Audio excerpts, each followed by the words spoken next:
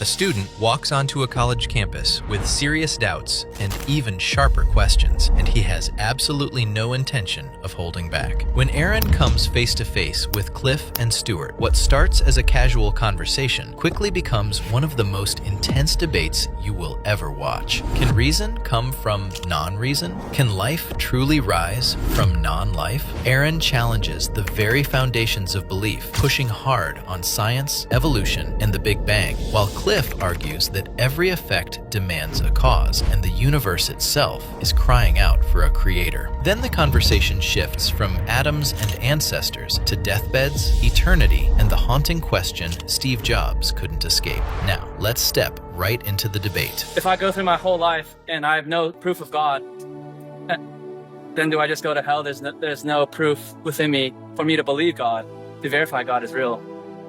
How does that come to me then if how am I to believe God?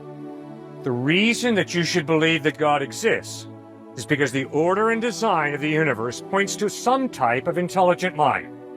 Secondly, the fact that you have reason points you to the fact that there's got to be a rational being behind you. Why? Because reason does not come from non-reason. Reason comes from reason. This Yes, but does not bring about reason. coming to a point where it's like you're grabbing reason from non-reason. You're trying to rationalize things that we can't possibly understand. Like there's no way we can verify what was before our existence. There's no way we can verify what was before Earth or even before the universe. So If you mean prove, I agree. If you mean evidence, I disagree. I cannot prove to you that that was made by a watchmaker. But the overwhelming evidence of the intricate order and design of the wristwatch convinces me this was not an accident that came together on the side of the road that I picked up this morning. This is a result of an intelligent mind bringing order out of chaos. I love this example, but it's also you can understand the watchmaker. You can't understand God creating universe. No, you're right, I can't. But I can understand that order and design do not come about by chance out of chaos. I do understand that reason does not come from non-reason. Reason comes from reason. I do understand that plant life, animal life, and human life comes from life. No plant life, no human life, no animal life comes from non-life. An atheist is someone who says, oh, no. Life comes from non-life. Reason comes from non-reason. I have an objection. Hey, what is it? Cells come from non-life, like the basic unit living of life come from non-life, and that's what animals come from. Cells cells don't just come into being, they come from non-living things. Like what? I'm not sure what cells are made. I mean quarks are atoms, things like that. You say those are non-living, correct? This is non-life. Inanimate matter. You don't get life coming out of inanimate matter. Do you? Well, it's sort of the thing where monkeys and humans, so we both came from a common ancestor, but we diverged, correct? Okay. Right? So what? So, I mean, non-life and life. No, They've a monkey is a diverged living from being. Sorry? A monkey is a living animal. So if we come from monkeys, it doesn't change the fact that life comes from life. Now, if you're going to tell me that we come out of a brick, that we come out of this metal here, No. I'm going to say, wow. I'm saying we diverge. So, monkeys right now, we don't come from them. We come from an ancestor of the monkey. Okay. And then we diverge. So, same thing could happen with life and this brick. We both are made of the same atoms, and somehow the atoms diverged into some organization of cells, and these didn't, and now they're bricks. Does that make sense? Nope, doesn't make sense. Top-down model is there's a creator. He has created these things to operate, right? You're saying there's created things that haven't been created, and they're just working up, supposedly causing all these things to exist. If you're going to buy into the scientific method, you need to look at effects. Where are the effects? We see the effects when it comes to something that can't come from nothing. You have to have something that designs something else. When you hear a door shut, there's a loud bang. There's got to be a banger behind that door.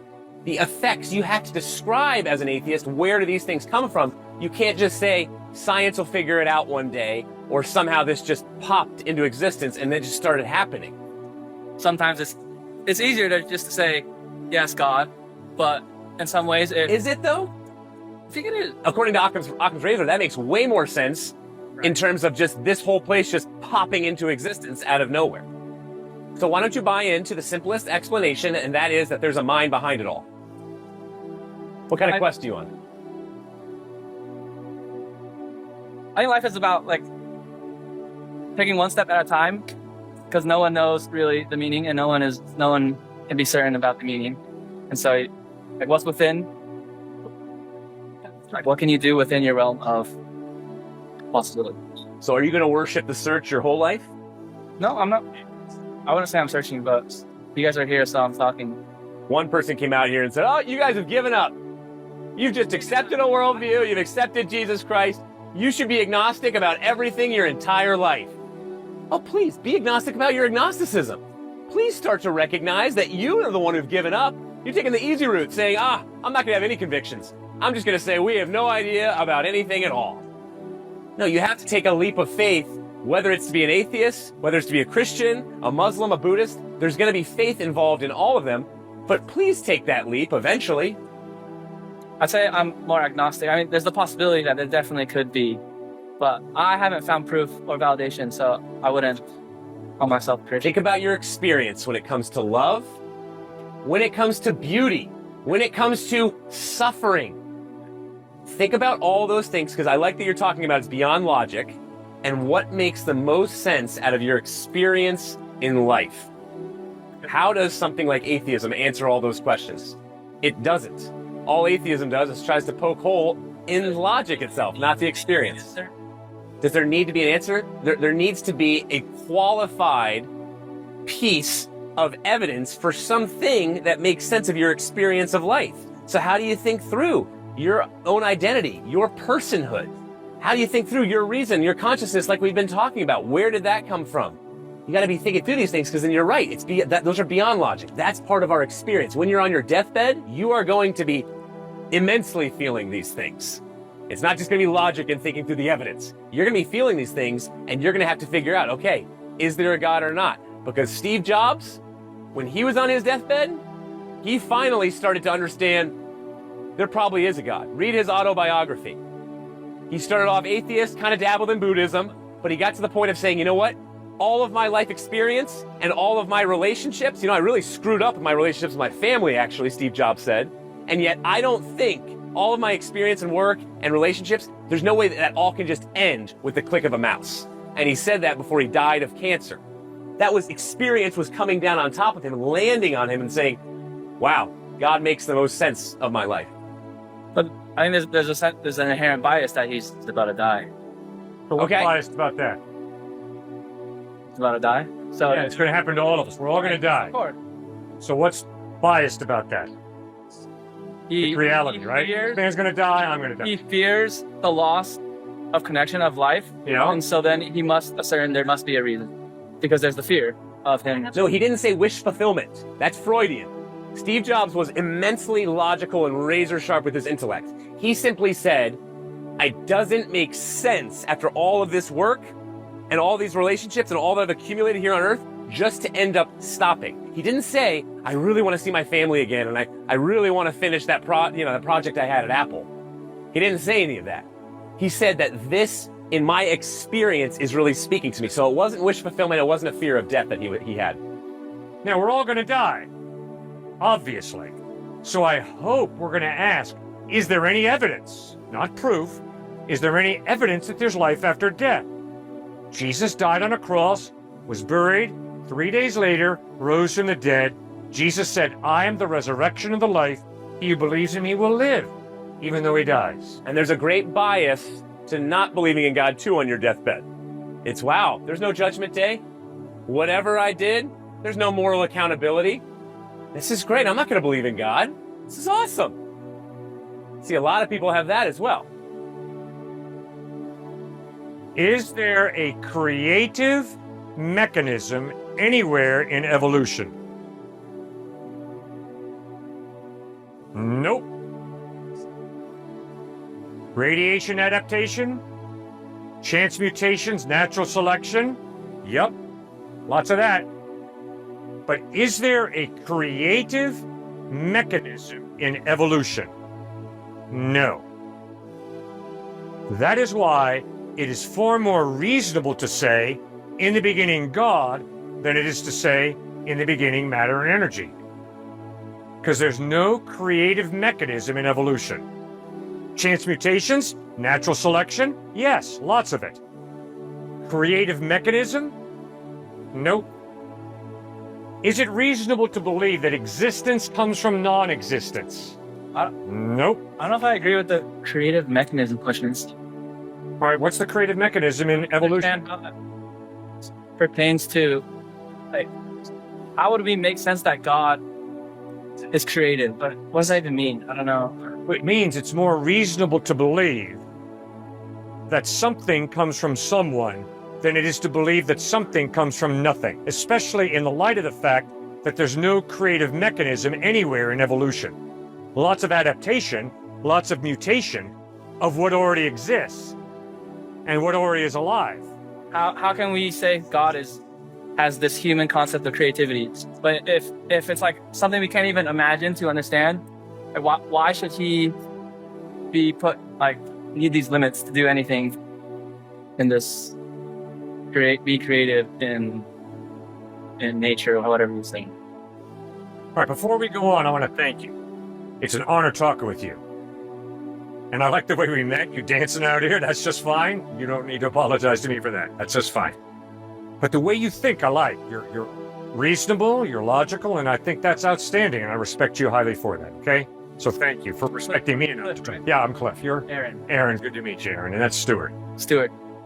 Nice to meet you. Aaron, nice to meet you. Good to meet you. Okay, but Aaron, if it's true what Jesus said, that God really loves you, and that God wants you to spend eternity in heaven alive instead of dead, isn't there a powerful drive in you to check it out? Yeah. Maybe it's not true, but I mean, come on. You know what happens if you and I get hit hard, we start bleeding, we hemorrhage. We're going to the best doctor we can get, the best hospital.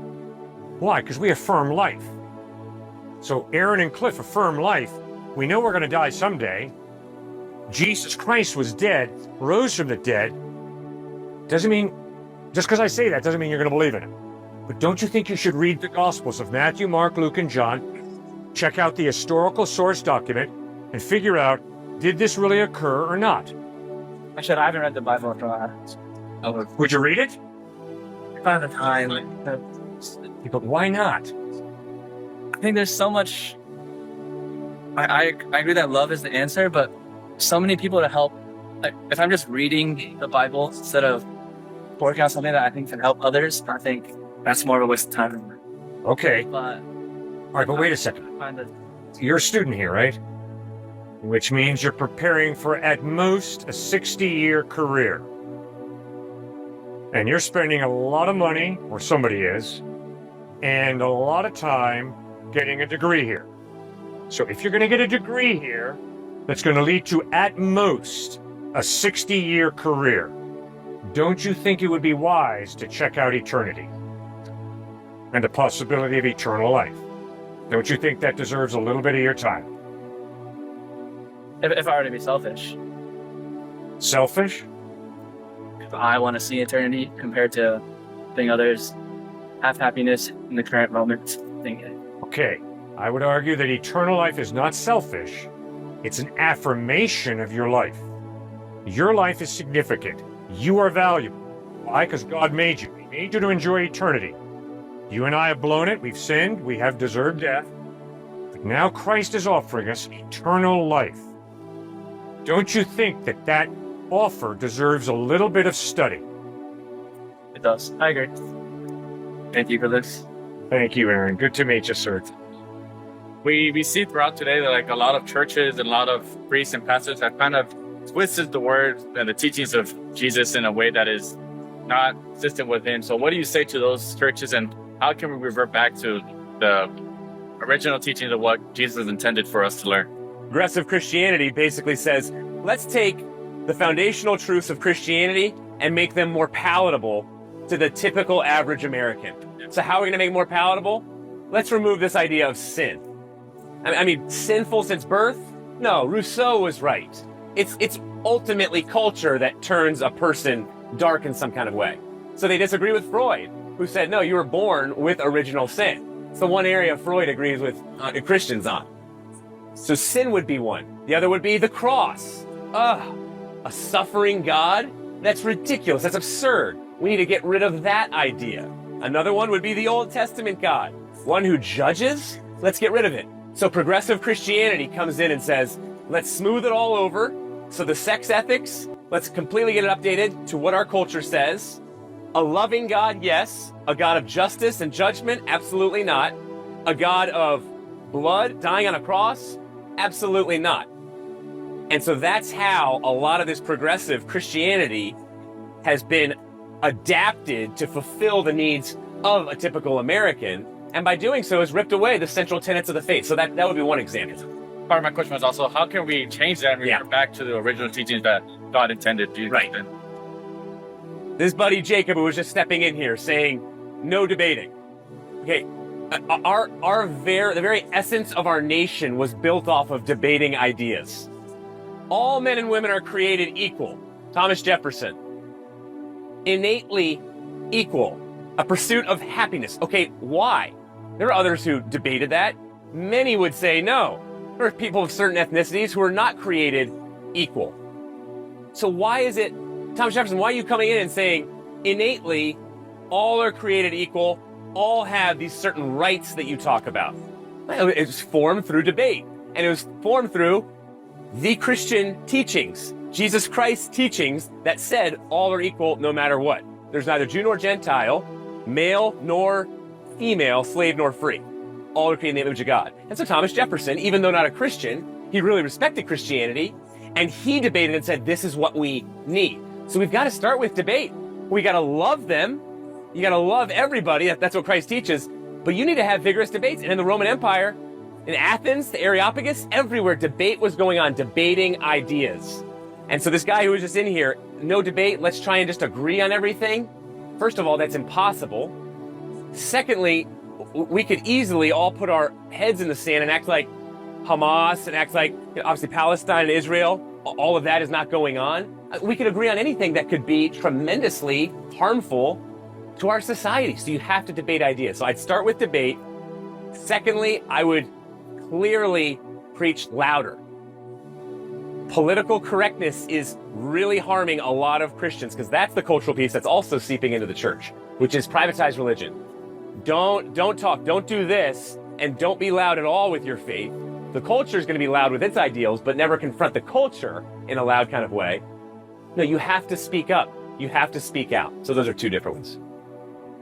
Years ago at Harvard, valedictorian stood up and said, for 4 years I've been taught that I can believe whatever I want to believe, just as long as I don't believe it's true.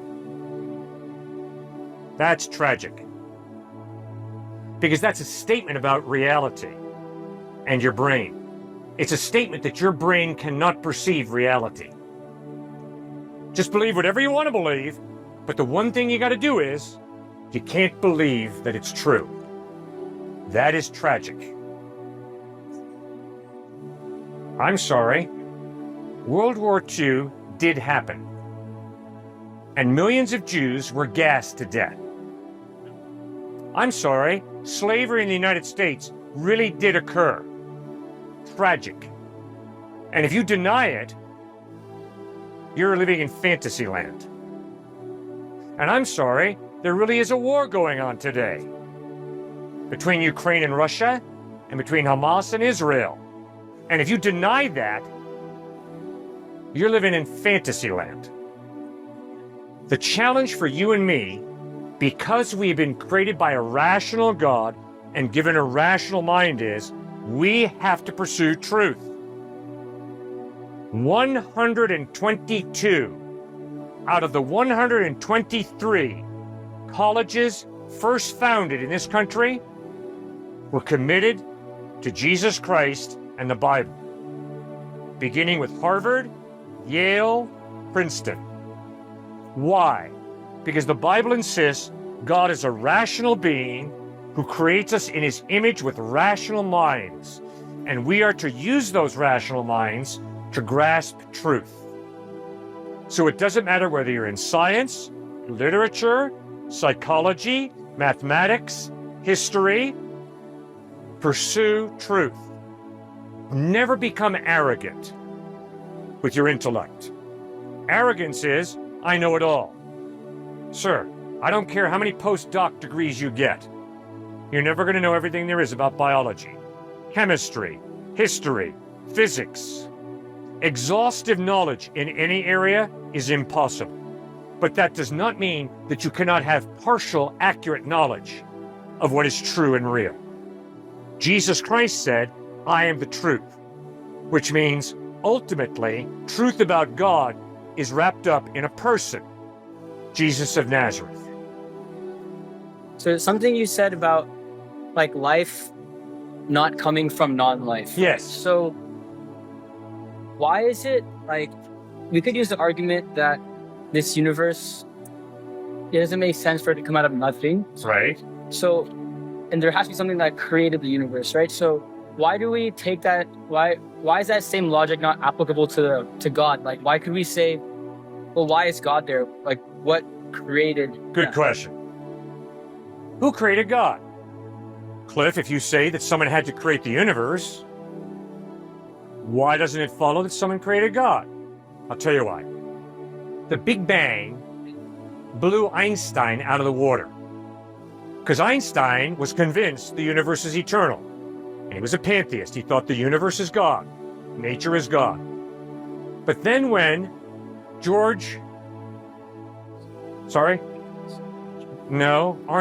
Penzias, George Lemaitre, a Belgian Catholic priest, begins to discover the Big Bang. Einstein is fascinated. But then Einstein begins to think about what are the consequences of the Big Bang. The consequences are nature is not eternal, there must be a creator. Because it means the universe has a beginning, if the Big Bang is true. It's not eternal.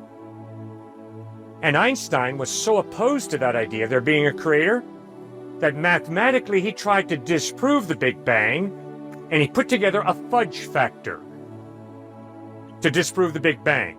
But some fellow mathematicians showed his dishonesty. And I respect Einstein because he said, you're right. I put that fudge factor in to try and disprove the Big Bang. Because he understood philosophically that if the universe does have a beginning, there's got to be a creator. So after he acknowledges that the Big Bang is accurate, he becomes a theist. He begins to believe that there's a God. So here's the point. Everything that has a beginning has a cause. The universe has a beginning, therefore the universe has a cause. I didn't say everything has a cause, right? Because the claim of the Bible is God is eternal. God does not have a beginning, which means God does not have a cause. So to ask the question, who created God, is to worship an idol of God, which is God is temporary, right? But you see what Jesus Christ and the Bible insist is, no, God doesn't have a beginning. God is not temporal. He's eternal. Does that make any sense? Stuart, what do you think? So there's a serious depression going on for many atheistic naturalistic scientists who don't believe in God. I'm being serious about this. Emotionally, they are very flat right now because they have had to grapple with, and whether it's Einstein's fudge factor or a big one right now, is redefining nothing as something. Does that follow? Because they're saying, okay, we realize now that the universe did have a beginning, but it's out of supposedly nothing. So that means that if it had a beginning, there had to be if something had created it. But now they're saying, well, that nothing is something, so it's actually kind of gone on forever. So the singularity has gone on forever that created this universe. You see how they're trying to turn, even the multiverse theory now has been proven to have not been eternal. There's common agreement now that the universe has had a beginning out of nothing, but again, atheists, materialist naturalists, they're so depressed about it that they want to do fudge factors, or they want to say that somehow nothing is something. There's never absolute nothing. Okay, that's gibberish. That is ridiculous. So that's the first one. The second one is God is outside of space and time. You have to have something outside of space and time to create something that is supposedly caught in time, caught in space. We have space here. So you have to have something outside of that to create it. So what is it going to be? It's going to be all powerful. It's going to be all knowing. It's going to be immaterial, creating the material. It's going to be personal, to make the decision to actually do this. Now call that whatever you'd like, but that sounds like a God to me, and it sounds like it fits the definition of the Judeo-Christian God probably the best. So reasoning on what is outside of space and time that could have created everything that is in our universe and in our world is what you have to get to.